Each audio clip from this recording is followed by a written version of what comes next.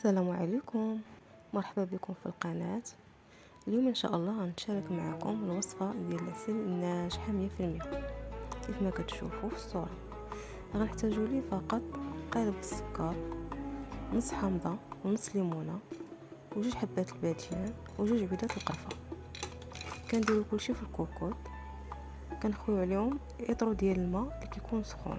انا هذه الطريقه ديالي في العسل، وحنا هابطين من الفوق حتى لتحت، كيبقى كيذوب وكيطيح وحنايا كنحاولوا معاه حتى كيكمل الطيح ديالو كامل.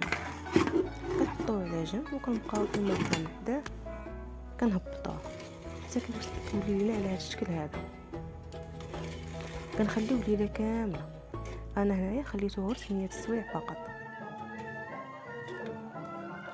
كنديروه على نار مهيله وحنا كنستمروا في التحريك حتى كتطلع فيه الغليه. مباشره كنسدو عليه وكنديروا الصفاره وعلى نار مهيله. كيف كتصفر الصفاره كنحسبوا ما بين 45 حتى 50 دقيقه، كيولي على هذا الشكل هذا. باش كنعرفوا العسل ديالنا ناجح كيتبدل ليه اللون، وكناخذوا طريف ديال الحامض كيولي بحال هكا، كيولي قاصح واللون ديالو كيولي مغلوق. كنضيفوا ليه 2 معالق كبار ديال ماء الزهر وواحد نص معلقه ديال المسكه الحره اللي ديجا دقيتها مع شويه ديال السنيده. كنستمروا في التحريك مده ديال 5 دقائق حتى كتندمج لينا العناصر كاملين.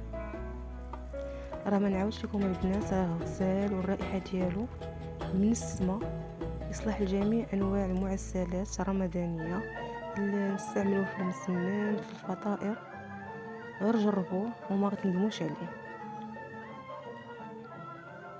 كنخليوه يبات ليله كامله يبرد، وهذه هي النتيجه، معلق وخاتر وناجح.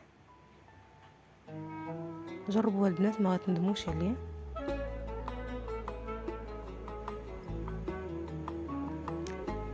ما تنساوش الاشتراك في القناه، وبالصحه والراحه.